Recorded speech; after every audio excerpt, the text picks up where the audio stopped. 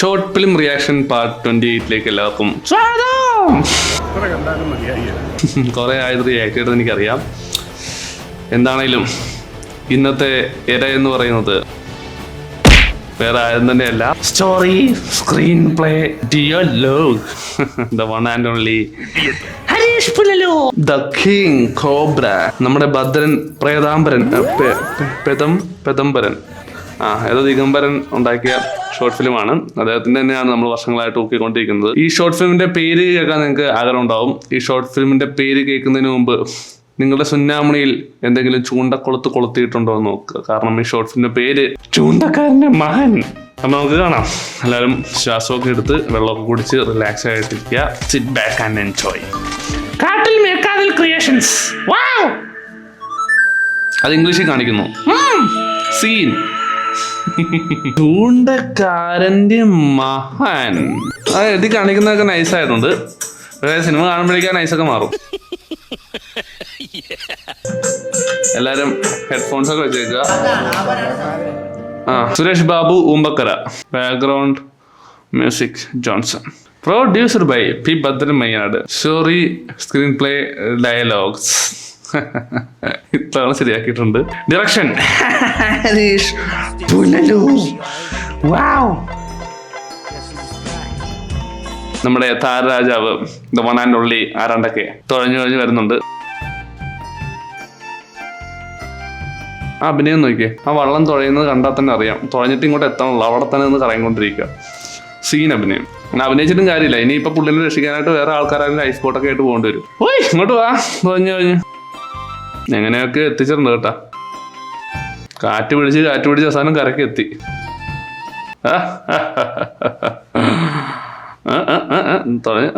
വീഴലും വെള്ളത്തിൽ വീഴല്ലോ. എടാ നിന്ന് അഭിനയിക്കണടാ. ആരെങ്കിലും അതിനൊന്ന് പിടിച്ചു കെട്ടണല്ലെങ്കിൽ അത് ഒഴുകി ജമ്മു കാശ്മീരിൽ ചെല്ലും.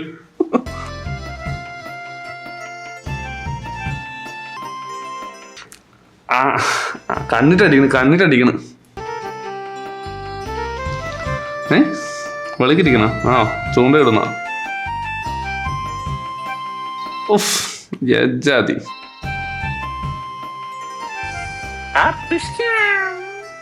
ചൂണ്ട പിടിക്കണ കണ്ടാലും അറിയാം. ചവിട്ടി വെള്ളത്തിടാൻ തോന്നുന്നുണ്ട്. അതല്ല തോക്ക് വല്ലതുമാണോ പിടിച്ചേക്കുന്നത്? ഇതെന്നാ പബ്ജി ബാറ്റിൽ ഗ്രൗണ്ടോ? എന്താ അച്ഛാ മീനൊന്നും വരുന്നില്ലല്ലോ. വരും മോനെ.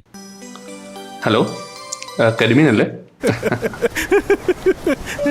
എന്ത് ചീഞ്ഞ കോമഡിയാണ്. സോറി, ഇങ്ങനെയൊക്കെയാണ് നമ്മൾ സാധാരണ തുടങ്ങാറ്. വേണ്ടായിരുന്നു, ഭയങ്കര മോശമായി പോയി.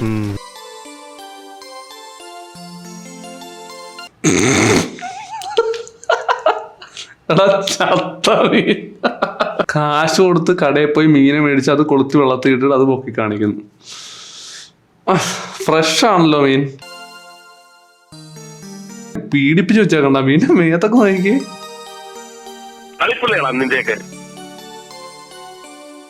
തന്നെ കിട്ടി മോനെ.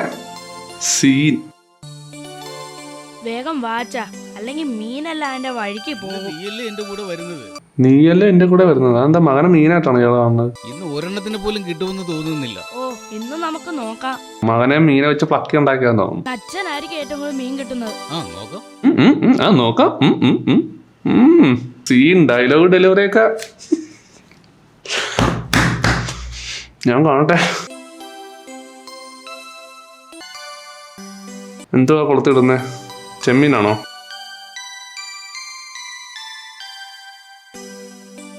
വെള്ളത്തിൽ പടം വരച്ചോണ്ടിരിക്കുന്നു. അനങ്ങാണ്ട് വെക്കത് കൊളുത്തട്ടെ. ആ കൊച്ചിന്റെ അത്ര ആത്മാർത്ഥത പോലും പുള്ളിക്കില്ല.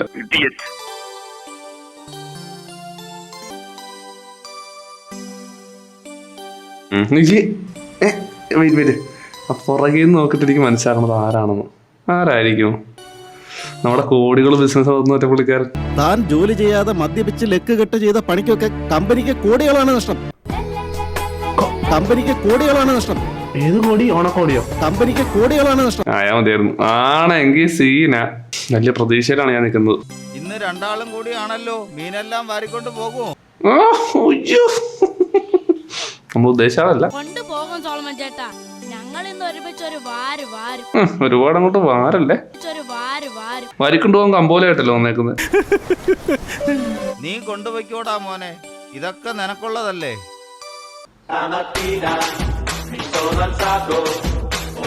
മറ്റേ പാവയില്ലേ ചില കടകളിലൊക്കെ കാണാം, ഇങ്ങനെ തലക്കെട്ട് കെട്ടിക്കഴിഞ്ഞാൽ ഇങ്ങനെ. എടാ ആ മീൻ തന്നെ വീണ്ടും ഇയാളത് ഫ്രിഡ്ജ് വെച്ചിട്ട് വന്നേക്കാന്ന് തോന്നുന്നു. ആ മീനിനെ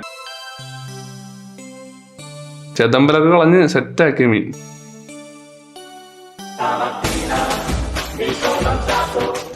കണ്ണിട്ടടിക്കാതെ എന്തിനാണ് ഈ അനാവശ്യ എഫക്റ്റ് ഒക്കെ ഇട്ട് വെച്ചേക്കുന്നത്?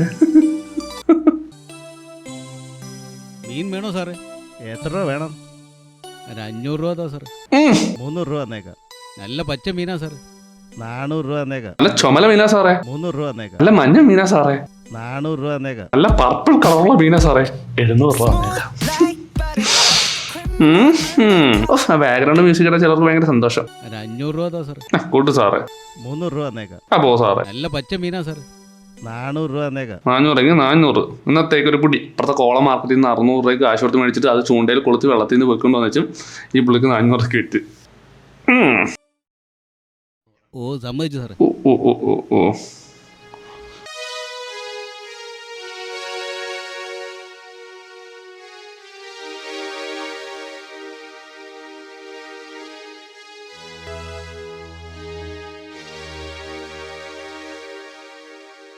നീ വരുന്നോ?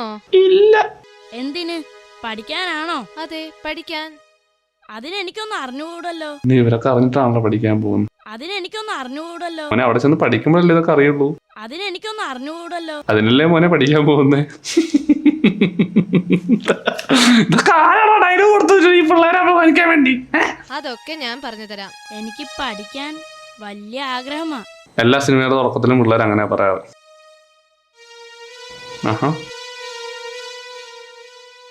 അച്ഛാ എനിക്ക് പഠിക്കണം, എനിക്ക് സ്കൂളിൽ പോണം. അത്രേ ഉള്ളൂ.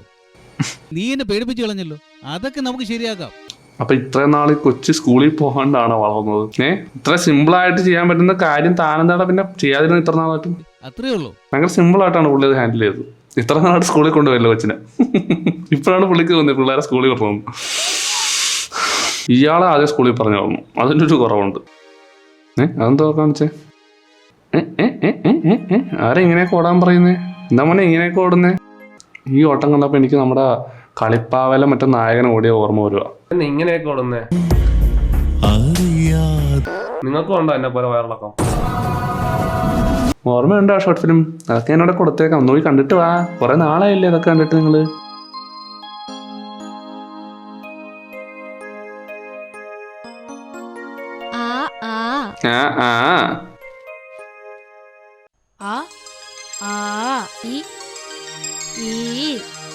അരമണിക്കൂറായി. ആഹാ നടിപ്പിൻ നായകൻ. ഞാൻ ഇദ്ദേഹത്തിന്റെ ഫാൻ ആവും മിക്കവാറും അവസാനാകുമ്പോ. ഊമ്പി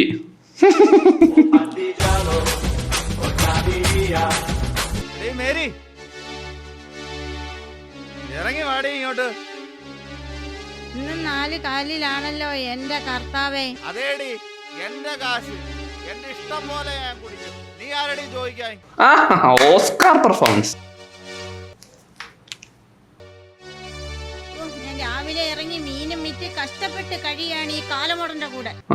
ഓ നീ കുറെ അധ്വാനിച്ച്. ഞാൻ പറഞ്ഞതല്ലേ നിന്നെ നിന്റെ മോള് റോസ്നയെ ഞാൻ നോക്കിക്കോളാന്ന്. ഓ നോക്കും കുറെ. എന്തിനാ ചേച്ചി ഇങ്ങനെ കഷ്ടപ്പെടുന്നേ?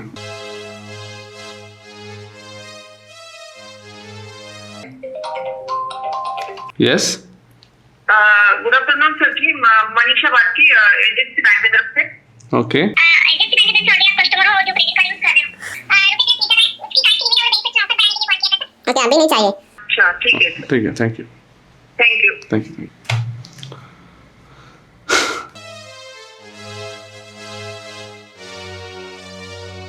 ഓ ഈ മനുഷ്യനെ കൊണ്ട് ഞാൻ മടുത്ത്. അച്ഛാ അച്ഛാ ആ പുള്ളി ആ തള്ളേനെ അനുഗ്രഹിക്കുന്നതായിട്ടാണ് എനിക്ക് തോന്നിയത്. അമ്മേ തല്ലല്ലേ അച്ഛാ, വേണമെങ്കിൽ എന്നെ തല്ലിക്കോ. അമ്മേനെ തല്ലണ്ട, എന്നെ തല്ലിക്കോ. എന്നെ തല്ലുമ്പോ അമ്മ പറയും അയ്യോ അവളെ തല്ലണ്ട എന്നെ തല്ലിക്കോ. ഇതെന്നെ ആടേത്? മോള് മാറ്. ഓ നിന്റെ പരിശുദ്ധ ഈ നാട്ടിലെ പാട്ടാ. നീ ഇനി മീൻ കച്ചവടത്തിന് പോണ്ട. ഞാനും മോളും എങ്ങനെ ജീവിക്കും? ഇതിലും ഭേദം കടലിൽ പോയി ഞാനും മോളും ചത്താ മതി. എന്റെ പൊന്നുനായിട്ട് അവരെ കരയിക്കണം. സങ്കടം വരുന്നു കണ്ടിട്ട്.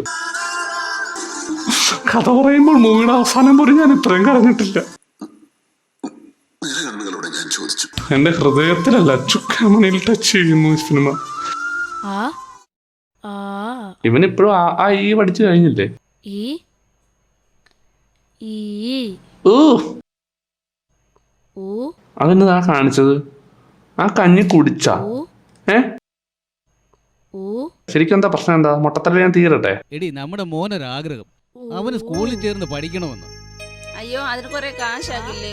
അത് നമ്മളെ കൊണ്ട് ഒപ്പിക്കാൻ പറ്റുമോ? എത്ര പണമായാലും വേണ്ടില്ല, അവന് സ്കൂളിൽ ചേർത്ത് പഠിപ്പിക്കുക തന്നെ ചെയ്യും. സോളമ, എനിക്ക് കുറച്ച് കാശ് വേണം. എന്താ കാശിന് ഇത്ര അത്യാവശ്യം? പറ്റിയ ആളെടുത്ത അച്ഛന് തീരെ സുഖമില്ല, ഡോക്ടറെ കൊണ്ടുപോയി കാണിക്കണം. മോനെ സ്കൂളിൽ വിട്ട് പഠിപ്പിക്കണം, അതിന് കുറച്ച് കാശ് അത്യാവശ്യമാണ്. ഇപ്പം പൈസയൊന്നും ഇല്ല.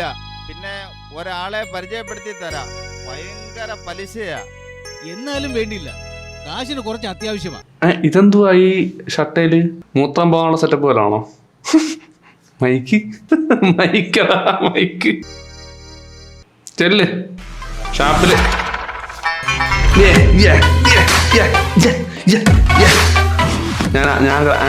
ഞാൻ ആഗ്രഹിച്ച, എന്റെ മനസ്സിൽ ആഗ്രഹിച്ച ആളെത്തി. ഇനിയാണ് സിനിമയുടെ ടെസ്റ്റ് കാണാൻ പോകുന്നത്. ആ മീശയൊക്കെ നോക്കിക്കടാ, മോഹൻലാൽ തോറ്റു.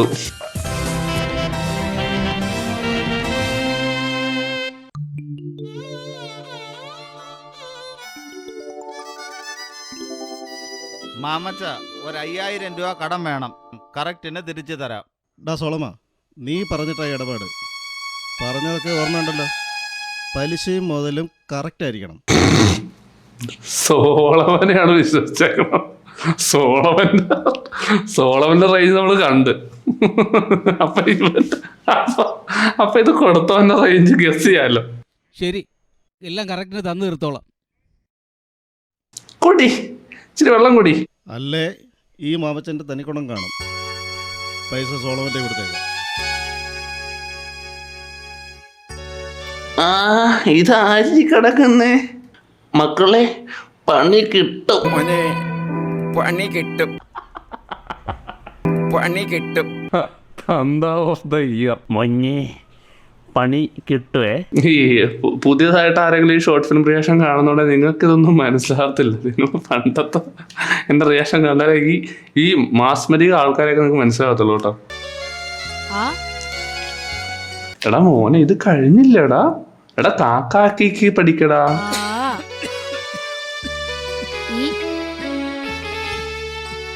എനിക്ക് തോന്നണം ഇവന്റെ 90-ാം വയസ്സിൽ ഇത് തന്നെ പഠിച്ചോണ്ടിരിക്കും. ഊംഫി.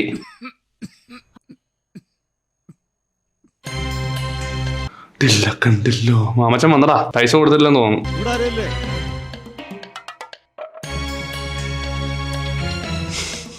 ദാസപ്പല്ലേ? ആരാ? ദാസപ്പനല്ലേ ഇവിടെ? ഉണ്ട്. വിളിക്കവനെ.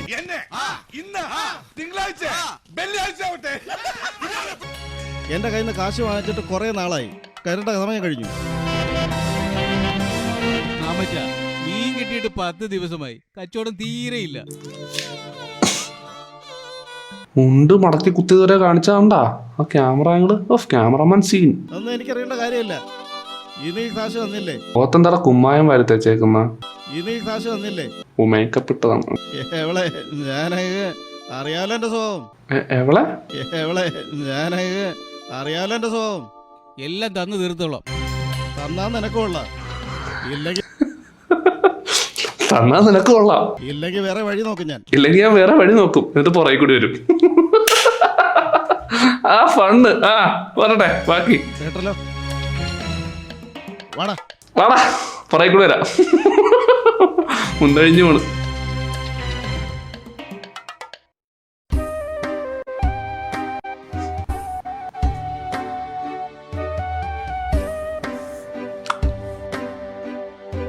മറ്റേ സൂര്യഗ്രഹണം നോക്കിക്കൊണ്ടിരിക്കുക. വിളിക്കല്ലേ. Hey, call him. Yeah. ഒരു 20 മിനിറ്റ് കൂടി ആ ഓക്കെ. റിയാക്ഷൻ കണ്ടിരിക്കും. ഓക്കെ, ഇങ്ങനെ മേടിച്ചു കഴിഞ്ഞാൽ കിട്ടും. മീനല്ല, നേരത്തെ വെച്ച ഫ്രിഡ്ജിലെ മീൻ വീണ്ടും കുളത്തിട്ടിട്ടുണ്ട്. ആകാശം നിന്നാണ് മീനെ പിടിക്കുന്നത്.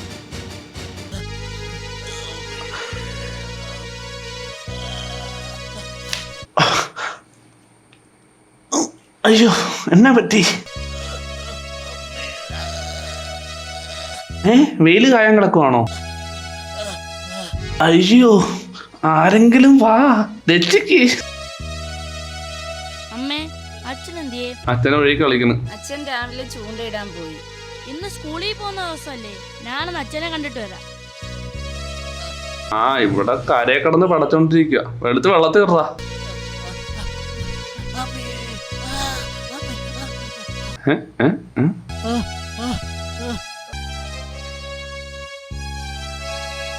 എടാ, നിന്റെ അച്ഛൻ മീൻ പിടിക്കാൻ പോണെന്ന് നിനക്കറിയില്ല, പിന്നെ നീ പറമ്പിൽ എന്തിനാ നോക്കുന്നത്? പോയി കാലി നോക്കടാ.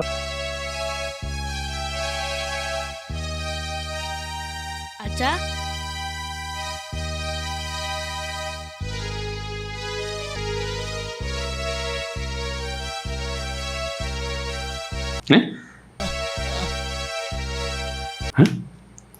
അച്ഛൻ തൊട്ട് അടുത്ത് കിടന്ന് പറഞ്ഞോണ്ടിരിക്കവൻ. അച്ഛാ അച്ഛാ, അച്ഛൻ്റെ അച്ചാറ്. അച്ഛാ, ഇത് തന്നെയാണോ എൻ്റെ അച്ഛൻ എന്ന രീതിയിലാണ്. അച്ഛനാണോ? അച്ഛാ, എനിക്കച്ഛാ, എന്ത് പറ്റി അച്ഛാ? എന്ത് പറ്റി അച്ഛാ? വയ്യാണ്ട് കിടക്കുന്ന അച്ഛനോട് എന്ത് പറ്റിയെന്ന് ചോദിക്കേണ്ട, എടുത്തിട്ട് പോകാൻ നോക്കണം. ആരെയും വിളിച്ചിട്ട് പോവാ, ചെല്ല്, ഓടിച്ചെല്ല്. എനിക്കച്ഛാ, എന്ത് പറ്റി അച്ഛാ? അയ്യോ അയ്യോ, ആരെങ്കിലും ഓടി വരണേ, ഓടി വാ. രക്ഷിക്കണേ, രക്ഷിക്കണേ, ആരെങ്കിലും ഓടി വരണേ, രക്ഷിക്കണേ, ആരെങ്കിലും വരണേ, രക്ഷിക്കണേ, എന്റെ അച്ഛന് സുഖമില്ല, ആരെങ്കിലും ഓടി വരണേ, രക്ഷിക്കണേ, അയ്യോ, ആരെങ്കിലും രക്ഷിക്കണേ, ആരെങ്കിലും ഓടി വരണേ, രക്ഷിക്കണേ, ഓടി വന്നത് കണ്ടാൽ തന്നെ രക്ഷിക്കാൻ തോന്നും. ആരെങ്കിലും ഓടി വരണേ, ഇങ്ങനെയൊക്കെ ഓടി വന്നാൽ പിന്നെ ആരെങ്കിലും രക്ഷിച്ചു പോകും. അയ്യോ, രക്ഷിക്കണേ, അയ്യോ.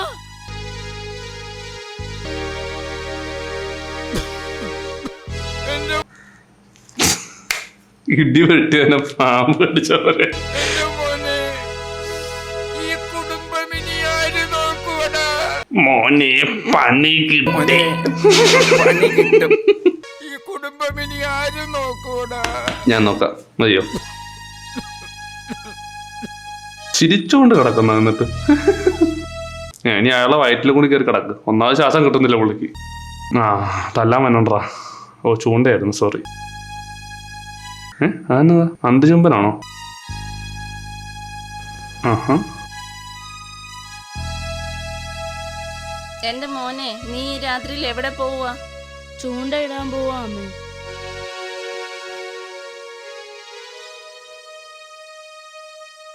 രാത്രി ചൂണ്ടിടാൻ പോകണമെന്ന് പറഞ്ഞവൻ വരമ്പിൽ കൂടെ നടക്കുന്നു രാവിലെ വരെ. അച്ഛൻ്റെ മോൻ തന്നെ. ജീവിതയാത്രയിൽ ചൂണ്ടക്കാരൻ്റെ മകൻ തേനീച്ചയോ? തനിച്ചോ? കഴിഞ്ഞ ബാക്കി എവിടെ? ചോദിച്ചു പോയവൻ